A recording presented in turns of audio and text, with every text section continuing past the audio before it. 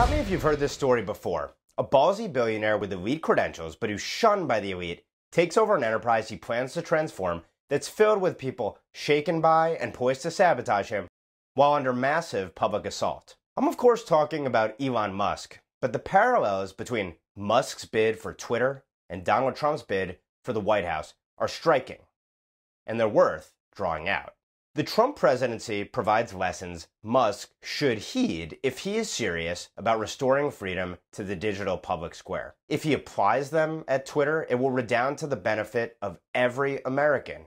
The most important lesson is that it's imperative to know what time it is, to understand the stakes of the battle and the lengths to which one's opponents will go to win. As with Trump, most of the stated reasons that the political class and media decry Musk mask the underlying truth. Despite a slew of claims from detractors about how Musk's victory imperils democracy, or hypocritically among many of these opponents, raises questions about foreign influence, or could fuel white supremacy, the reality is that our ruling class thinks he, Musk, like Trump, threatens its reign. And it can't abide it. It must eliminate these kinds of threats. In fact, it must eliminate any kind of threats. Why else would its leading mouthpieces feel the need to pursue pseudonymous Twitter accounts curating progressive insanity? Answer: because the ruling class wants to mainstream that insanity, but for the public to see what it's mainstreaming in such unvarnished form is both discrediting and delegitimizing. But would there be an @libs of TikTok without an @real Donald Trump?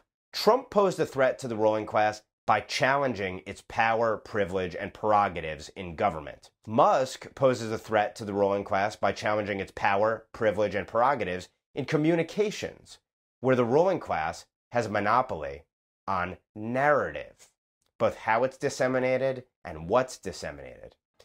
The core threat in both cases was, and is, that millions of God-fearing, freedom-loving, non-progressive people that the ruling class holds in contempt, the deplorables and others, and that it views as an impediment to its absolute power, might be permitted to express themselves, symbolically and in policy through Trump, and literally through a Musk-owned, free speech-promoting Twitter.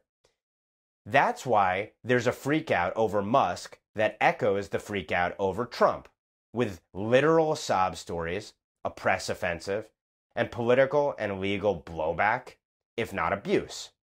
Musk, for his part, seems to understand that he's under fire because of what he believes. Because if his free speech philosophy is allowed to be put into practice, it would enable dissent dangerous to the regime. Musk would also seem to understand the second major lesson from the Trump presidency, that personnel is policy. Musk might face his own war with Twitter's equivalent of the deep state. Reports show that Twitter locked its source code to protect the platform from employees angered over the prospect of Musk's pending acquisition. We have to assume Musk at least partially influenced this effort, that he anticipated a potential mutiny. Will he face his own Russiagate/Spygate equivalent and see his agenda subverted by staffers as part of a coordinated campaign to take him down? Even if these hypotheticals are extreme, aren't they worth considering?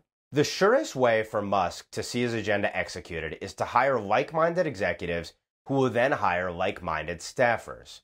Again, the Trump example might be extreme, but it illustrates the challenge of executing when leading an organization staffed by people who hate you and your agenda. Musk might not draw the same level of vitriol, but he will be trying to right the ship at a firm and in a Silicon Valley owned by the progressive left, and a progressive left that operates out of a Silicon Valley that seems to take responsibility for creating what it perceives to be the horrors of Brexit and Trump precisely because of some level of free speech.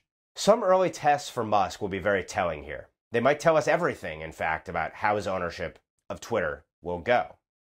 So, for example, will Musk fire Twitter's CEO, whose view on Twitter and speech, that the platform is, in his words, not to be bound by the First Amendment, but to serve a healthy, quote-unquote, public conversation, would seem to be diametrically opposed to Musk's view of free speech? Will he fire Twitter's general counsel, under whose command Twitter has become such a speech-stifling and censorious place? Will he fire Twitter's deputy general counsel, the former FBI general counsel during the critical years in which Russiagate unfolded, and who apparently played a not insignificant role in fomenting it. Musk would seem at least to be aware of these problems internally, per his own tweets, because of course everything about this effort is just so meta in every single way. We'll see if he addresses all of these personnel issues.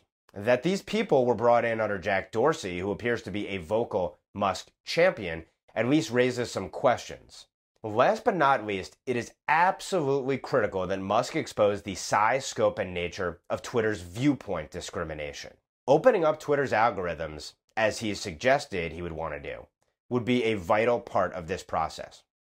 It would also be a great public service for Musk to investigate and reveal in detail Twitter's previous shadow banning and censorship practices, and then to hold to account those individuals who devised and executed those policies. And if possible then, to give individuals unfairly targeted, digitally gulagged, and of course without due process, some kind of redress. Now, this effort could do three things at least. It could pressure social media competitors continuing to engage in this behavior to knock it off. If that's too hopeful, and maybe it is, it might at least give future players pause about engaging in such behavior.